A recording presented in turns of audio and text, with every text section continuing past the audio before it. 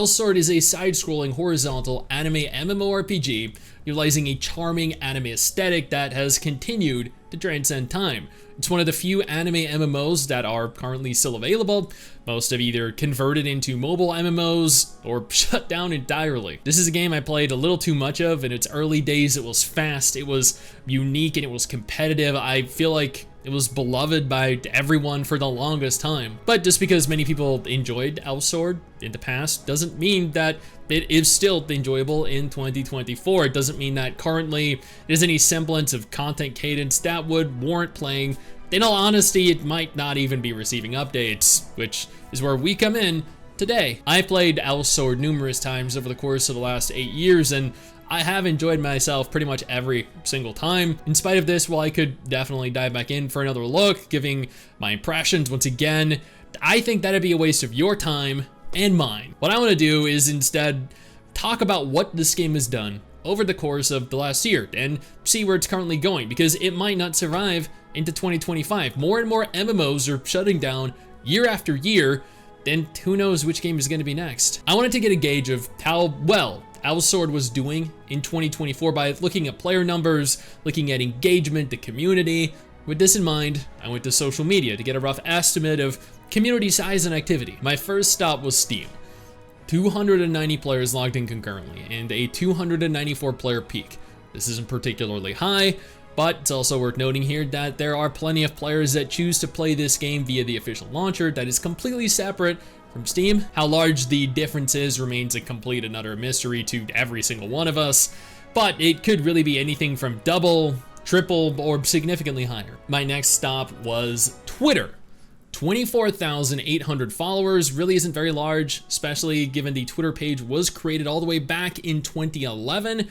However, there's still a degree of activity amongst their community, which is always very refreshing to see. Heading on over to Facebook, I see 312,000 followers. Holy crap, this is actually one of, if not the largest anime MMO page I have seen to date. Posts seem to average similar levels of activity to the Twitter page, which really is surprising. After this, I navigated on over to Reddit, see how many total members there are, see how many people are actively present during peak hours. 20,000 members, this is honestly very good. 8 people online during peak hours, that is definitely less good. Several threads made in the last 2 days alone, with the newest thread being titled, "Is this game dead or am I tripping?" Which, as I'm no doubt sure you can surmise, is never a good sign. I am going to assume here, though, that this question is based purely off of the early level areas and is from a new player who made their way into the game and realized the low level zones are relatively deserted due to everyone being in the max level zones. That's how a lot of MMOs tend to feel when you start them. Everywhere I look, Elsword seems to be holding on in terms of activity and community engagement, doing better than most, if not all, anime MMOs that I've seen. But let's go ahead here and take a look at their website. Let's see the content cadence, let's see the events, let's take a look at their updates. A game with no updates is a game in maintenance mode after all, waiting for the sweet inevitable release of death. Before we delve deeper into Elsword, however, allow me to thank our incredible patrons over on Patreon.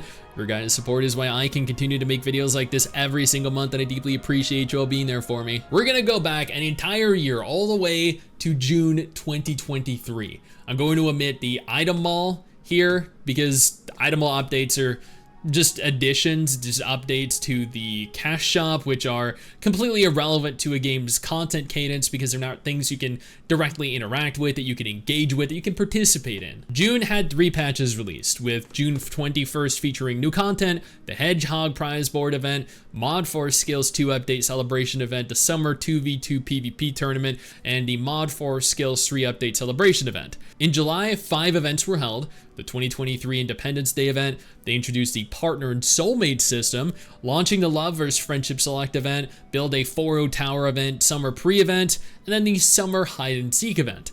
August saw 8 events, a whole 8 of them, beginning with the Summer Community Art Contest, the 3 Truths in a Lie event, El House Design event. They rolled out the Large Quality of Life update event, Back to School 2v2 PvP tournament, the El Rios Pass Season 5, Super Growth event, and Class Change Chance event. September saw 6 different events, with the 2023 Labor Day event, the new enhancement event, the Great Steel Wall event, plus Alpha event Nox Venator, Professor Foe's attendance event, and 2023 Harmony Festival. There were 2 events in October, yeah, only 2 this time. And this is the month of Halloween, so I'm assuming there are going to be Halloween events here. The holiday special event, and here we go, the Halloween event, Protect Rose Mansion. November had 3 events, the end of the year PvP tournament, the Bountiful Guild Life event, and the 2023 Omega Day event. December, and I'm assuming there's going to be some form of Christmas event here, or some holiday at least, saw 6 events, beginning with the Into the New Secret event, Class Change Chance, Lithia pre-registration, 2023 Christmas event. That's good to see. I've actually done videos on MMOs that didn't have a Halloween event, that didn't have a Christmas event, and I kind of thought to myself, that kind of sucks. Imagine playing an MMO and not having yearly events that you can participate in, that you can potentially engage in for rewards. Yeah. Then what do you look forward to the end of the year for? The Elrios past Season 6 and the mysterious rift that appeared in Elrios event. At this point, we're halfway through, and every month seems to have activity with plenty going on. Events, patches. This is more activity than pretty much any other MMO that I've covered this year, which is crazy. January featured 5 events, kickstarting the new year with their New Year event. There was the Seeker Lithia release, a login event to celebrate Lithia's release, a 1v1 tournament, and finally the Lunar New Year 2v2 PvP event. February had 5 events as well, beginning with the Lunar New Year Fireworks event, the Charming Patissier event, President's Day event, Magmalia Bloody Nightmare event, and Lithia's Second Path Update event. March saw 4 events, Lithia's Second Path 1v1 PvP tournament, Heart L, Powerful Punchmaster event, and the Class Change event. There were 4 events in April as well, beginning with the April Fool's Day event, Professor Foe's attendance event, Elrios Pass Season 7 and Anne's Growth Support Pass, and Lithia's Third Pass Celebration event. May featured 4 events, beginning with the 13th anniversary, which is honestly incredible that this game has existed as long as it has. Typically, anime MMOs only seem to last a few years and then they ultimately get shut down. Not Elsword. Elsword's going on 13 years. Damn. I think a congratulations is in order. The Hedgehog attendance event followed that, the Grow and Change event, and finally the Memorial Day event. June, this month, has only had a single event thus far, the Block Weapon Making event, with no doubt several more to come. They're currently planning on releasing Lithia's Fourth Path on June 19th. It's currently June 17th as of recording this.